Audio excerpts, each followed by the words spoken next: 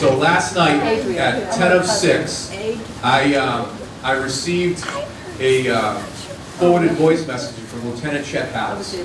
And it was from a concerned resident who was upset that they witnessed 6 police officers and 5 cruisers at a particular call with 2 people just sitting on the side of the road at one of our strip malls. And he felt it was overkill. He felt that maybe it should be addressed at town meeting, that our staffing study may be inaccurate, and that maybe we have too many people. So I came in this morning at 4 o'clock and began looking into this. And I'm going to share with you some stats and some data and some things that may be difficult to hear, but it's the reality that we're dealing with, not just here in Westborough, but around the Commonwealth. We were dispatched at shift change, so yes, there was many cruisers there, to 2 individuals that were possibly overdosed in a vehicle at one of our parking lots. We do send multiple people to these incidents because, as I discovered at roll call today, one of our recent overdoses, we provided Narcan, we revived this person, saved their life, and they became extremely violent. And it took 5 of us to control this person, this one person. Now we're dealing with potentially 2 people overdosed. Officers rush to the scene. We want to save lives. We want to help people. And one of my sergeants talked to this complainant 36 minutes this morning on the phone. And the person was upset too that this person who's doing this to themselves get this response. What if I needed help? Well, if you needed help, we would have asked for mutual aid. We would have freed up officers to go. But I'm here to tell each and every one of you, I don't care if you're a drug addict. I don't care who you are or what you do. We're going to save your life. We're going to treat you the same. We're going to treat you with respect. So that offends me personally, that every single human life matters, and we're here to help. That's why we have a clinician in the cruiser to work with these 2 folks to maybe get them the help that they need so they don't overdose again in the future. So we arrive on scene. What do we find? We find 2 people. They are not overdosed. They definitely were on the ends of drugs. We recovered crack cocaine. We recovered heroin. There were 2 of them there. 2 people. We basically stolen plates on the vehicle. Multiple, crimes were uncovered. Criminally charged these people. Made sure that they were okay. And that's our job. That's what we do. So let me just share with you what we've been dealing with from 2019 to now, and what we're dealing with today, that you're going to see me really talking about vehemently moving forward. In 2019, we had 10 overdoses that we responded to, 1 death. In 2020, we responded to 10 incidents, we had 3 deaths. In 2021, we responded to 11 overdoses with 0 deaths. Let me tell you about January 1st to today. We've responded to 12 overdoses from January 1st to today. We've had 2 deaths. We've administered Narcan 8 times. We've administered Narcan this month in the last week 6 times. Sometimes multiple doses to the individual to bring them back. Multiple doses to bring them back. So yes, each officer carries 1 dose of Narcan. So we make sure we have multiple people. 1, if they become revived and they are violent, my officers need to go home at the end of their shift. I want to remind everyone the town meeting is tomorrow. We need your support. We were supposed to be at 42 in FY23, 42 personnel. The staffing study figures that MRI provided us, we exceeded them by hundreds and hundreds, sometimes thousands of calls. And we're at 37, working with 35 because of the pandemic, because of COVID, and budget issues, as you folks know, with the taxes increases that you're having. And we're empathetic to that. We understand that as your police department, but we're busy. The deputy chief and I, Minardi, who was here last month, I thank him for that, we upped manning on the shifts to 4 patrolmen and a supervisor, right? Today we only have 3, because we didn't order someone on today, and a supervisor. 3 patrolmen and a supervisor. You know, all I can tell you is this is a fantastic police department. It's a great town, but we're busy. We have 8 hotels in this town. I bring it up all the time. If you go to the city of Worcester, I don't think they have 8 hotels.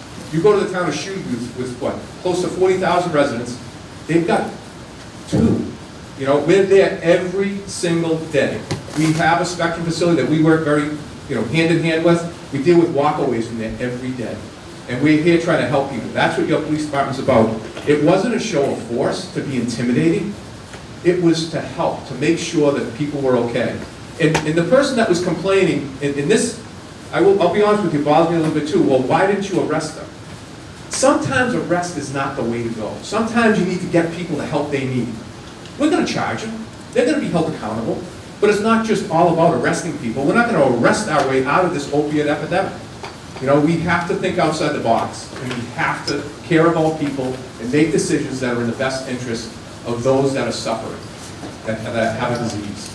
And I apologize for being on my soapbox, but it does at times. It's been a little frustrating as your chief, especially the past couple of years with the social injustice, dealing with post-police officers and some training issues. We just rolled out the body cameras March 1st. March 2nd, day 2, someone files a complaint against our officers. Same thing, there were 2 officers there. Well, even yesterday, we have 2 officers that are in field training. So yeah, there was extra people there because the person's in field training. The body cameras showed us our officers acted appropriately. They did everything right, and what was alleged wasn't true. Body cameras. I've been saying it all along, even to those officers that may be on the fence about it. They're going to help you. They're going to show that 99.9% of the time, we're doing things right. We've got nothing to hide. I am transparent. You ask me a question, I'm going to give you the answer. So this resident, he asked the questions. And if he shows up at town meeting floor, I'm going to tell him exactly what I told you here today. I love this department. I love this job. I appreciate the opportunity to come in and speak with you folks every month, so we can talk about these things. I can answer your questions, and we can all work together. And the lieutenant and I, and I'm glad he's here today, Daniels, we went to an issue supporting our Jewish community in Worcester with the Worcester police chief. And I was blessed that I was given an opportunity to say a few words.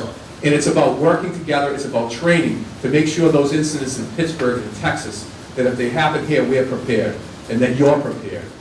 So again, on behalf of the Westborough Police Department, I can't thank you enough for having us, for coming. I know it's a beautiful day out today, and I really do appreciate it. Our speaker that was supposed to be here today, because there's like 8,000 rounds of golf going on in 7-degree weather, he had to stay. He's a new golf pro, and he has some work to do. Jenn Kirkland from our Recreation Department, she stepped up and volunteered to come in and talk about some of her programs and the fantastic work that she does. I love working with Jenn. There's some unbelievable programs that the police department is blessed to be a part of. Yes? I just have a question. How does Westbrook compare to the surrounding towns statistically about what you just talked about? What's a little different about us, and that's a great question, there's a huge uptick. If you research it, you'll see there's a huge uptick in overdoses right now, and we need to address it. You're going to see me take more of a local role on that, working with the district attorney's office, with the opioid task force. But what makes us a little unique is, all the hotels I keep talking about, the Spectrum facility, where we've had issues where people have come into Westborough and they were going to use one more time, and it was one last time. So these are things that happen because we have this facility, and different things. So we may see a little bit of an uptick, but this is not an anomaly here in Westborough. This is across the country. This is across the Commonwealth. Absolutely. And it's a problem, and we need to find ways to make a difference to get these folks the help they need. And that's why I say to you, sometimes arrest isn't the way to go.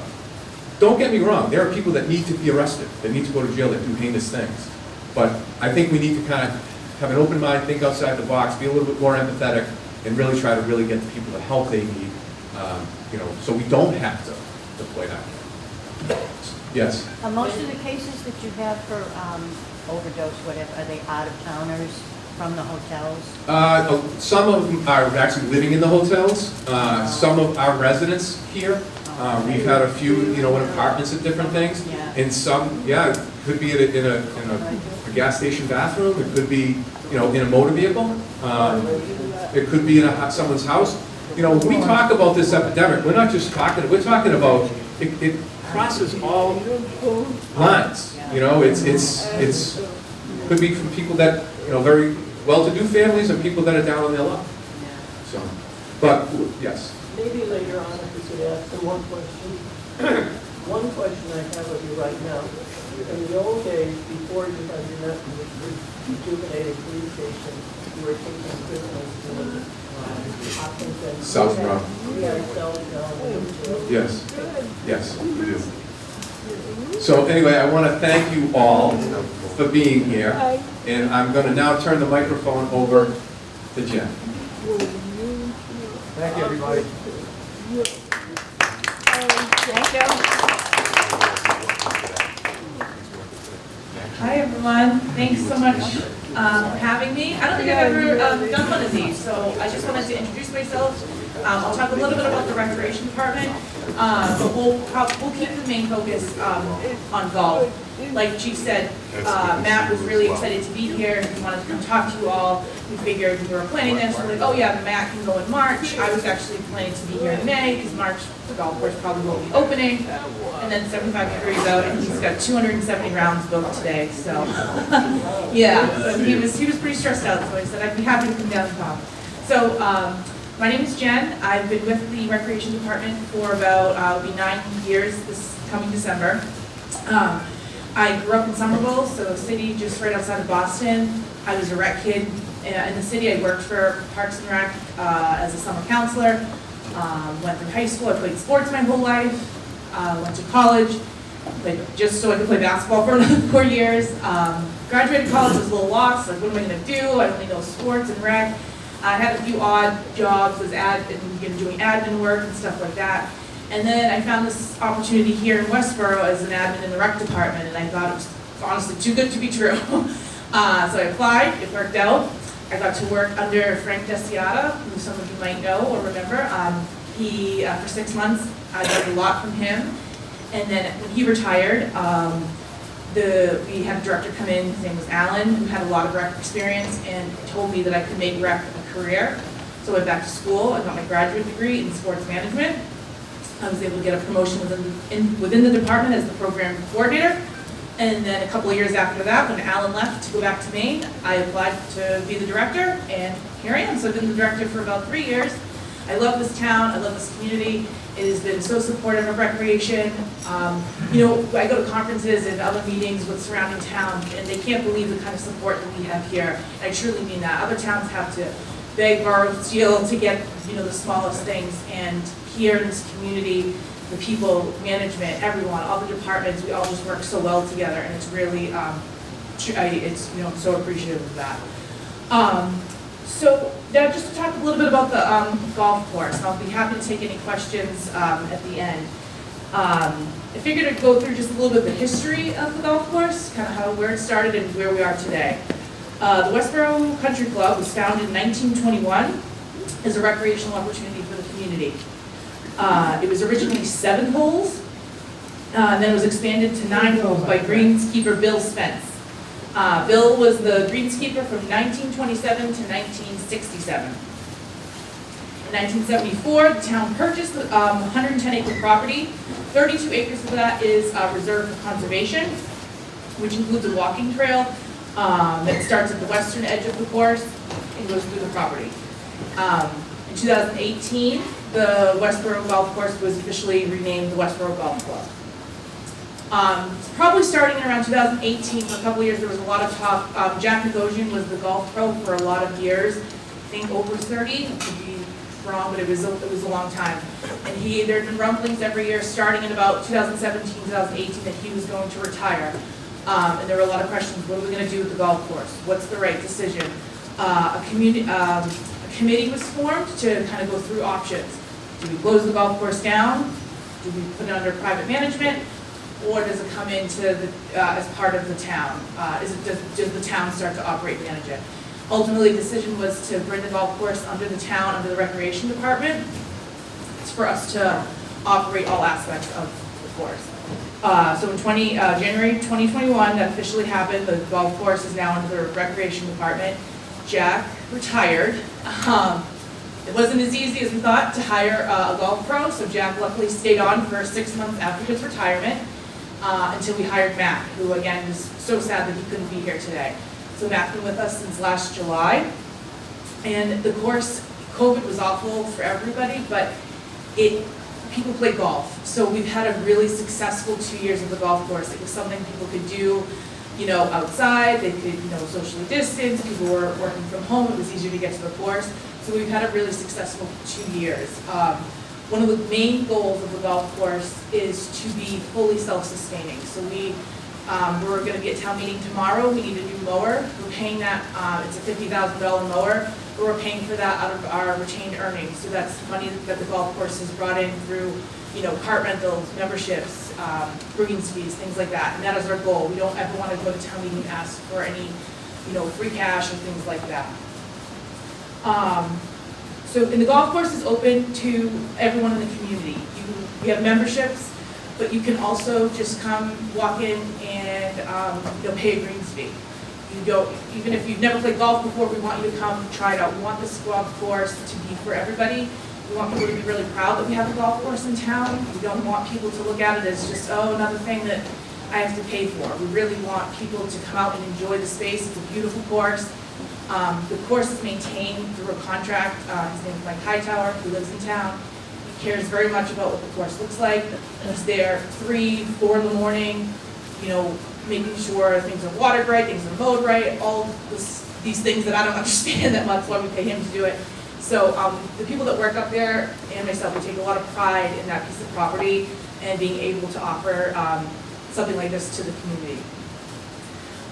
We're trying really hard to incorporate youth, the kids in town, to try to get them to come out and play golf. So we run 3 weeks of a golf camp that fills every year. New this year, Matt is going to teach some short game lessons to some older kids, so kids that are on the high school golf team. People seem pretty excited about that. And we want to continue to expand that throughout the season, maybe starting in the spring, through the summer and fall. The one downfall is we don't have a driving range out there, so it's tough to have, it's not like Juniper, where there's a whole teaching center. We have some plans down the road to hopefully try to put some sort of practice area in so that, we can expand our youth offerings. But that's pretty much it about the golf course. If anyone has any questions, I'd be happy to answer. Yes. My son-in-law lives in another town. Is it only walk-in to come in and use it on a fee basis, or can you reserve, could I reserve it for him to come over and use it at a time? What is your process? Sure, yeah. The course is open to other, residents and non-residents alike. Residents do get a little bit of a discount. If you were going to call in and make a tee time, if you were a non-member, you can book up to 3 days in advance. If you're a member, I'm sorry, I said that wrong. If you're a non-member, you can book, only 3 days in advance. If you are a member, you can book 5 days in advance. So that's pretty much the process. Thank you. You're welcome. Yes. So I have a question. So you mentioned high school kids. Yep. So does the high school offer that as an athletic opportunity? Yep, that's a great question. So yeah, the high school does offer golf, boys and girls golf, and the Westbrook golf course is their home course. It's where they practice, where they have matches. And there are a lot of leagues too that will come to the Westborough golf course. We have on Wednesday nights, there is, I'm blanking on the company's name, but they have, a company league that'll come, pay a fee to use the course, and the course is booked, for a good 2 solid hours. The leagues like that. And then, so on top of the golf course, I'll just talk a little bit about some of the other facilities that the rec department is in charge of that you might not be aware of. All of the baseball, softball fields, soccer fields in town are all under our care. The DPW does a great job managing the mowing contract. They handle all of that. But if there was any, if a fence or someone, the dugouts, or there was some severe damage to the fields, like a couple years ago, somebody drove their car or truck through one of our outfields and ripped up all the grass and stuff.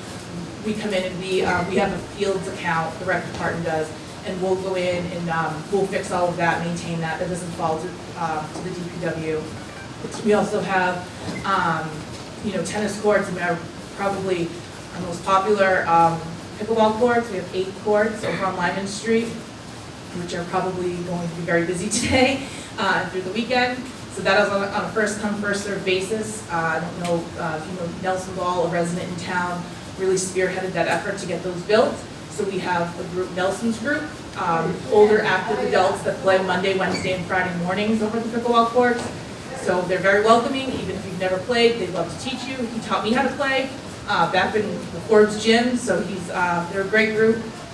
But yeah, we do a lot more than just, programs, summer camps, the traditional things you might think of in recreation. We have a lot going on. Yes. I was going to ask about the pickleball. Sure. Because Yeah. there was someone who was supposed to come and teach. Oh, And yes. it didn't work out.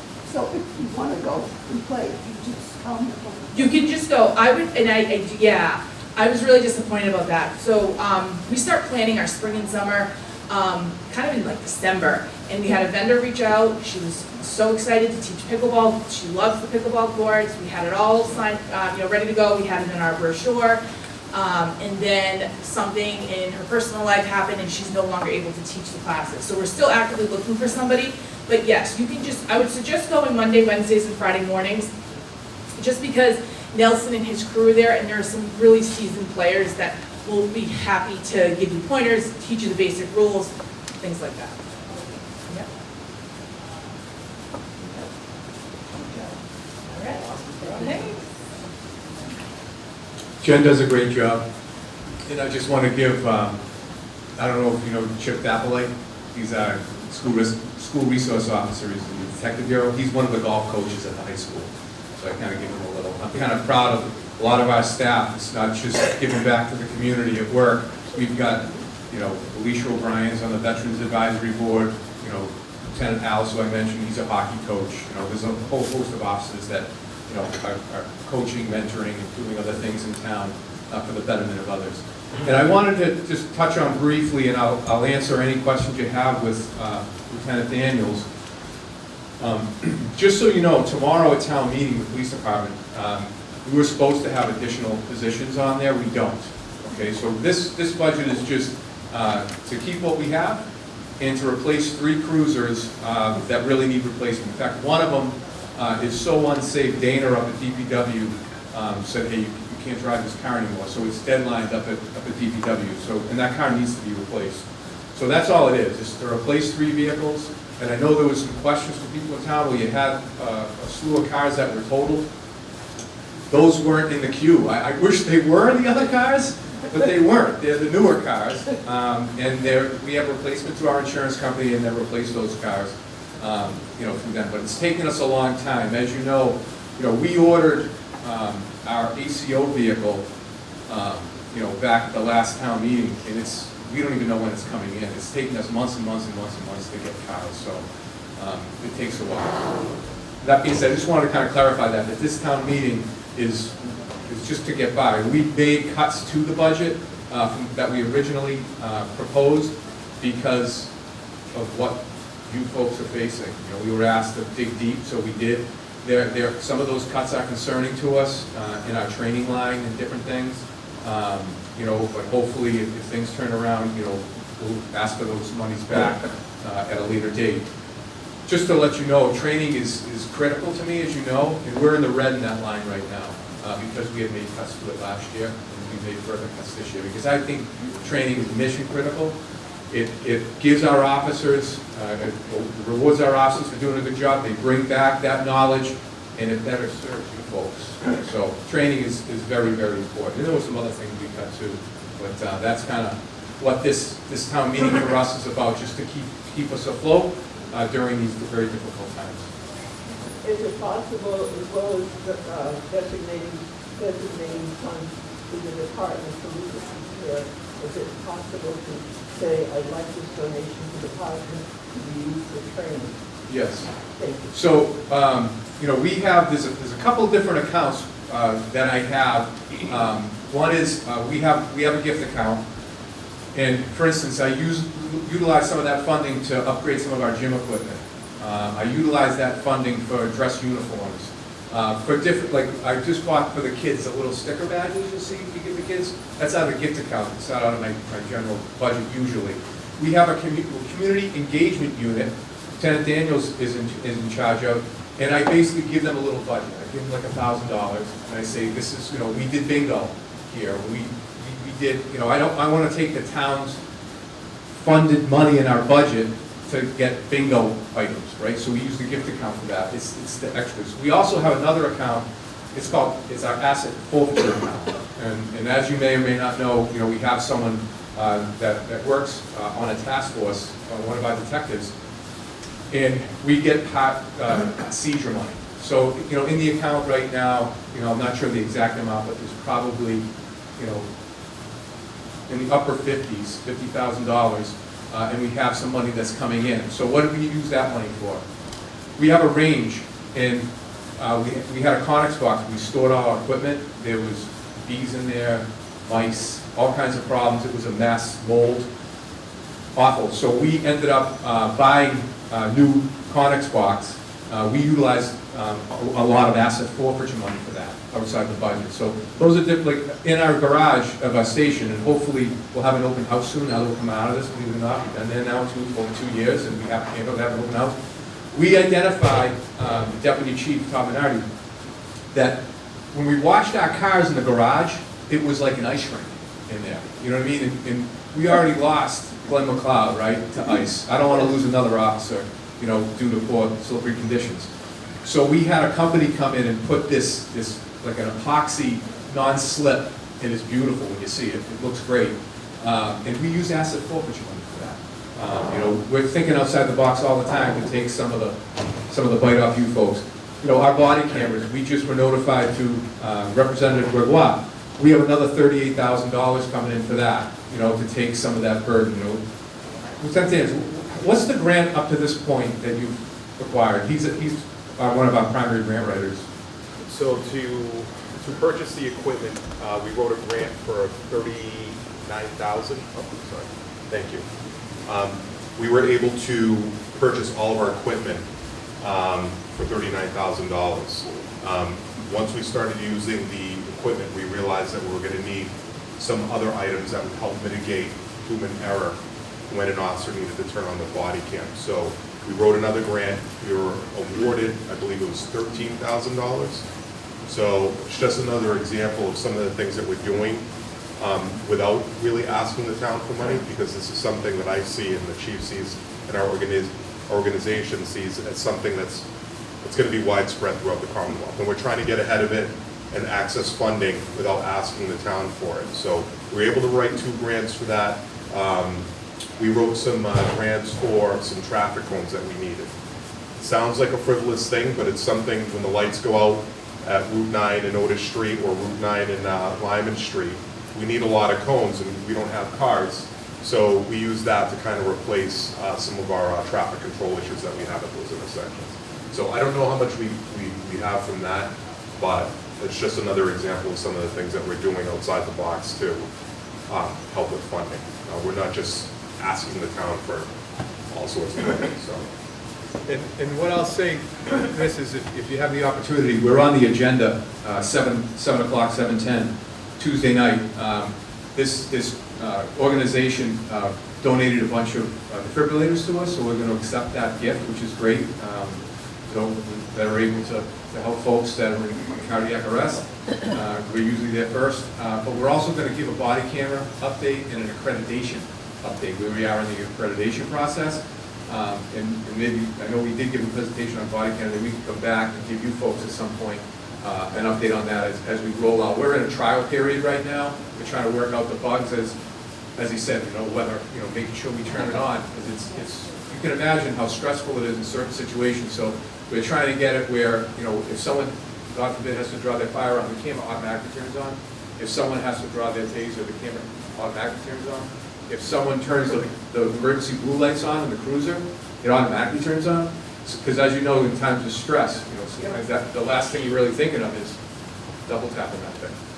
So, but so far it's been very well received. And like I said, we're going to be giving an update too on the ABLE program, and I think we talked about that, but we can talk about that again in the future. But a lot of very exciting things going on in the police department. As your chief, I'm really proud again. I say all the time, I'm surrounded by rock stars, I mean, it's just a great group of people. They're working extremely hard. I promise you that, good things are going to be happening, in the coming, weeks, days, months, and years. So I'm really excited, to be honest with you. Yes? When you guys use drug overdoses that you respond to, do you always assume it's fentanyl and take precautions? So, yeah, we always think it's the worst. I mean, it's sad, right? I mean, I've said this before, never, when I got on the job 33 plus years ago, that I think Narcan would be standard equipment. That our canine officer has Narcan for Lucas, for his dog, for his canine partner. I never would have imagined that, 33 plus years ago. So yeah, we treat everything very seriously. We had, and then it's not all just, heroin and everything else. We had, and it's just sad, and this was recent, someone that was depressed, and he committed suicide by overdosing on Benadryl. And it's just sad, so it's not just, I mean, there are a number of different ways where people harm themselves, where on first look, it looks like, oh, this is an overdose on, no, then you find out it's, The other things are potentially deadly to your officers. well, we treat everything like it is, I mean, we want to get home at the end of the day, and, we try to be as safe as we possibly can. But in the spirit of full disclosure, do our officers put themselves in harm's way at times? They do. And I'm very proud of them and honored to advocate for them. And that's why you see at different times where I'm very passionate about this job. And there's not one person over there that's going to tell you if they go left of center that I'm not going to hold them accountable, that I'm not going to make sure that the goal as the chief is to correct that behavior and they have a very good career. And if you lie, cheat, and steal, there's nothing I can do for you. That's why I love POST, Police Officer Standards and Training. You're untruthful, they're going to decertify you. Because, let's face it, I've given conditional offers to people that we've rescinded, that are police officers. So I think POST is a good thing. But at the end of the day, as much as I say I will hold them accountable if they do something wrong, I will vehemently, with my last breath, defend them because they're good people. And that's what I tell people all the time. I hire extremely hard, that's why we're successful. They're good people. I can train them, we can train them to be good police officers, to be very competent police officers, but I can't train you not to be a jerk. I can't train you not to have an aggressive approach to things. We hire based on the guardian model of policing. And what does that mean? We're caretakers, right? We want to help people. However, we're also going to train them when they have to be that warrior. That switch goes on, they get the job done for the safety of you, safety of themselves, and then the switch goes off, and we're caretakers again, with that guardian mindset. And we've interviewed people in the interview process where it's like, this guy, he's, it's all about, I'm going to get him, and that's not what it's about. It's part of the job is to enforce the law, but the other part of the job is to really help people and make a difference. And we're trying to do that. And it's been difficult. I have a detective's position that's open right now that I can't fill because I have to answer the calls. Our traffic position, it's not, we don't have a traffic officer anymore right now because the calls volume has been such an increase, and I think part of it coming out of COVID and some of the things we're facing, just what I shared with you, with just the overdoses here in Westborough. Every 3 days this month, every 3 days, we're deploying that. I mean, so, and that's who we are. That's Westborough. And it's a guardian model, it's a guardian mindset. It's 21st century policing at its finest. And trust me, it's a team effort. And I play a small part, believe me. I play a very small part, but I'm honored to play that part. And as I said, at the risk of being redundant, it's real easy for me to stand here and advocate, for this group. And like I said, I'm very appreciative of everything Team Red does, the fire department, Chief Purcell and his crew, DPW, Jenn Kirkland, Alma. I mean, it's teamwork that makes the dream work, and that's all of us working together. It's communication. Alma saying, you know what, I embrace a program with the police department. It's Westborough Connects, Westborough Recreation, Town Manager's Office, everyone working together for the betterment of the community.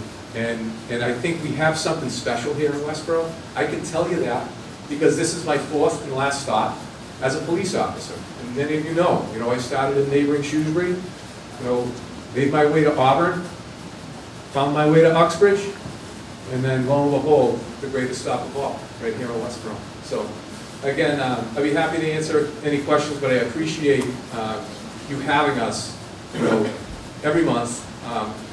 Off the top of my head, I'm not quite sure now who I have coming next month, but I'll get that to Alma.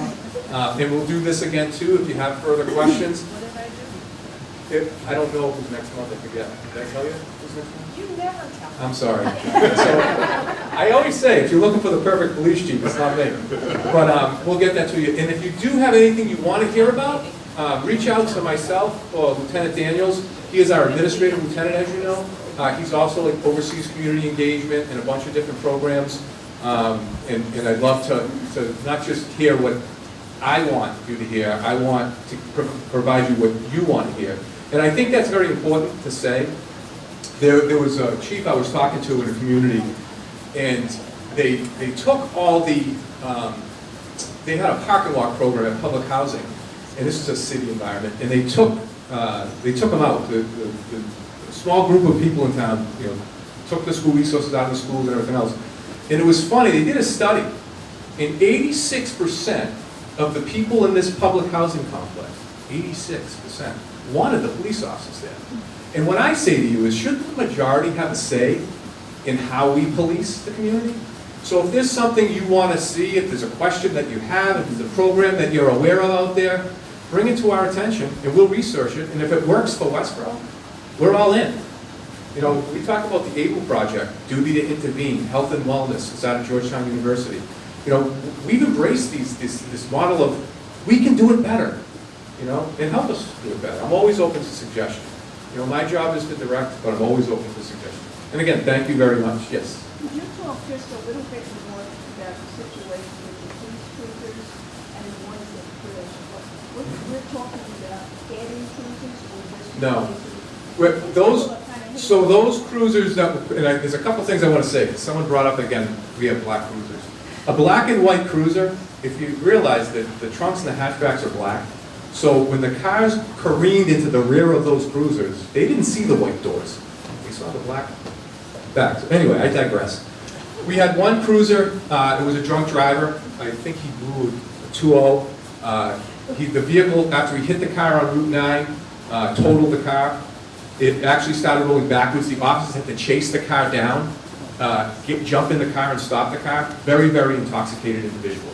And that was during a midnight shift. Another cruiser was during the day. The officer was stopped at noontime at a traffic light on Route 9, and someone was distracted and crashed into the back of the car, totaled that car, and then damaged the car in front of it. That's how hard it was hit. The last accident we had was, we were on Route 9, and I had two officers that were at a DMV that watched. We had two officers that were dealing with another issue by the on-ramp to 495, Route 9 East, and a gentleman was having a medical condition and went from the far left lane without hitting his brakes into the rear of the cruiser with all the lights activated, right? Nothing to do with the color. And that car then crashed into another cruiser. The damage to the secondary cruiser that was hit, well, we can't open the hatch anymore, the trunk. Well, that's where all the emergency equipment is. So we're waiting for parts to fix that car, and then we have to replace the other 3 cars that were totaled. So 3 were totaled, but sadly, they were new. So I'd love to be able, because I know what's going to happen is, I'm going to be coming, or the next, whoever the chief is at the time, say 5 or 6 years from now, and they're going to say, hey, we've got to replace 6 cruisers. Well, why? Well, 3 of them got totaled at the same time, and now we have 3 in the replacement queue. So, you know, it's an anomaly. I've never seen this happen before in my career. But if you look, cars are hit from behind. I mean, you know, it's Trooper Clarity. You know, his anniversary, you know, that was yesterday, I believe. You know, it's just, it happens. But the replacement cost for those crews, why isn't that covered by the? It is. insurance? Yes. It is. It's not the responsibility. No, it is, but our insurance policy dictates that we have replacement. So if it is an older car, they replace it with a new car. So there's no cost if something happens. But you're absolutely right, we will go after this insurance company. So basically what happens to the town budget is the increase in insurance premiums to cover the replacement. No, the other insurance company will do the cost, and the accidents aren't our fault. You know, they're hit from behind, parked.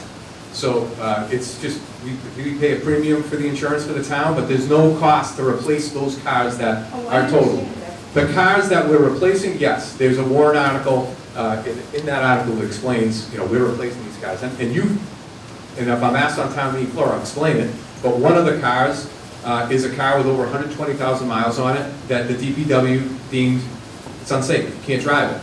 So if they tell me it's unsafe, you can't drive the car. You know, it's deadline. So, you know, we're definitely down. Put it this way, I told you I got in this morning, it was 3:45. There was one unmarked car in the parking lot. Like, we have no cars. You know, we're just getting by right now. And we're doing the best we can, you know, with what we have. Every day, we think, no more accidents, please. You know? So, No but, parking. yeah.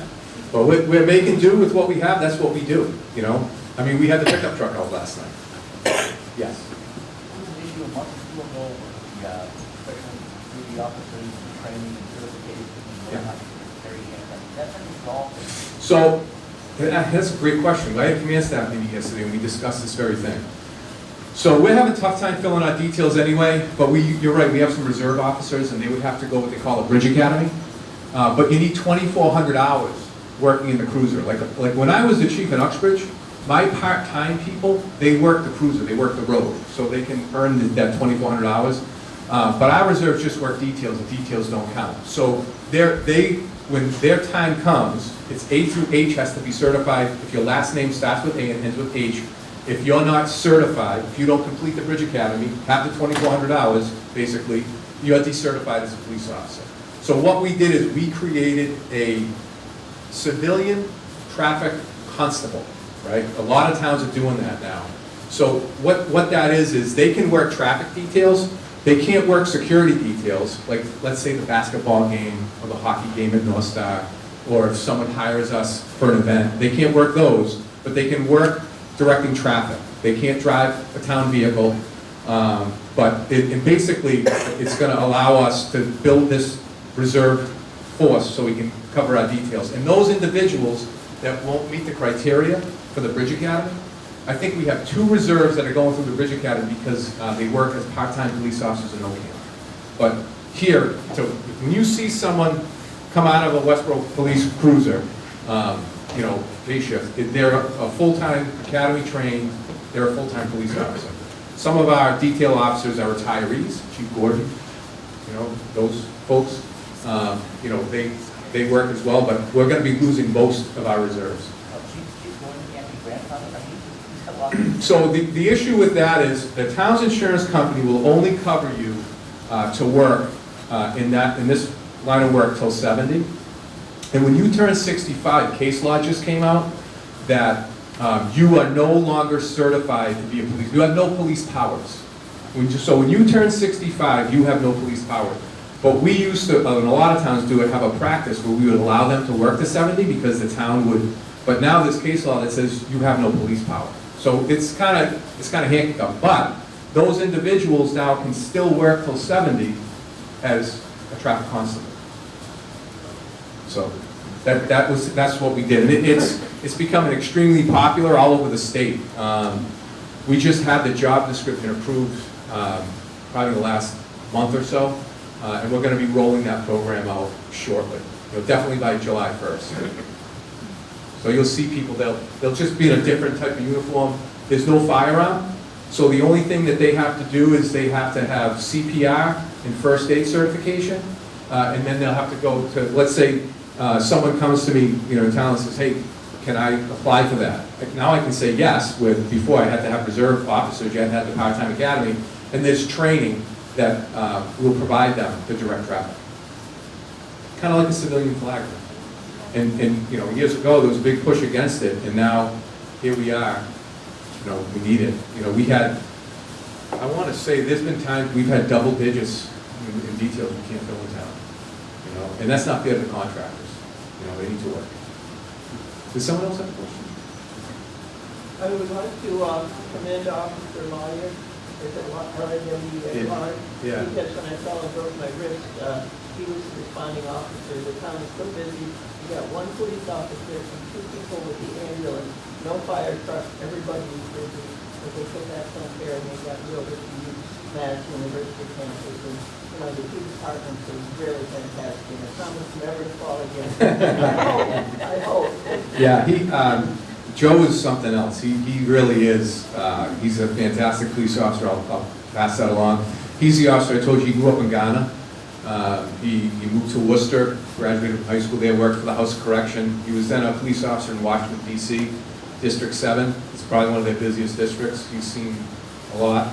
And then he wanted to be closer to home. He went to New Britain, Connecticut, and he came to us. And I got to tell you, he's a great hire. He's just a wonderful human being, but he's a really sharp police officer.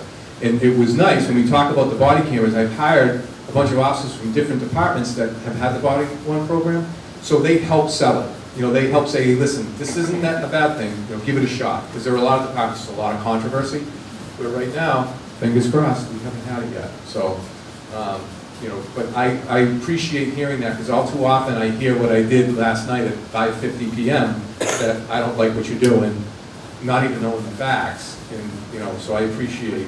Also, Officer Lourie is bilingual, Yes. which is great. Yep. I've heard that some have the old European language as one of your department persons, and I still wonder if anybody has had a chance to learn sign language with that is going on. So not yet, and I know all of us. I'll mention Bo Hennick. He's from Ukraine, and he speaks the language as well, bilingual. And I say, I think of him often because he has family that are dealing with what's going on right now in Ukraine. So you have police officer here right in town. We have Officer Tepper. He was born in Poland. These are your police officers that have family, that are still in that region of the world. And like I said, they're really good people. So sometimes if you see us having a bad day, we're human beings too. But they really are great people. Very fortunate to have some diversity that we do have, in our department. And hopefully, one of my goals in time is we have a very large Southeast Asian population here in town. I'd love to have that amongst our ranks as well, to garner, support and make the makeup of our police department should be the makeup of our community. But do you have anything you'd like to share with the group, Lieutenant? I don't. I think you covered it all. So it was a little bit longer than usual, but you wanted it, so you know me. But again, I will figure out who's coming next month, I promise. And you'll let me know by Monday when I start writing my... I will let her know by Monday. You heard her. I promise. But in any event, tell your friends, please come, because things change. You never know who's going to come. It could be Lieutenant Daniels next time talking about something. Yeah, because last month you didn't even show up, so... Yeah, I had something going on. I had my illustrious deputy chief, though. Yes, you did, and he did an exceptional job. I know that. Yeah. He's unbelievable. Just so you're aware. Trust me. I've got a great supporting group. And like I said, I play my small part, but I give the yeomans, they do it all. They're the ones that really ties it into the road. Very proud of them. Which article do you have on the town meeting warrant? Ooh. So it's the budget one, and then I don't know if it's in the beginning. It's either 7 or 8. I think we're H. But if you look at the warrant article, you'll see it. It's all vehicles, and I believe we're H in that group. There's like a command vehicle for the fire chief. I think there's a fire truck. There's DPW I think the lawnmower is in that. Yep. So the lawnmower, and as she explained, which is great, that's not even taxpayer funding, that's out of their retained earnings. I think I'm done. Okay, well, again, I got two things to say, and then it's all right. Oh, I'm sorry. You had it. She put her hand up. And I want to thank Westborough TV too for coming. Edit me well.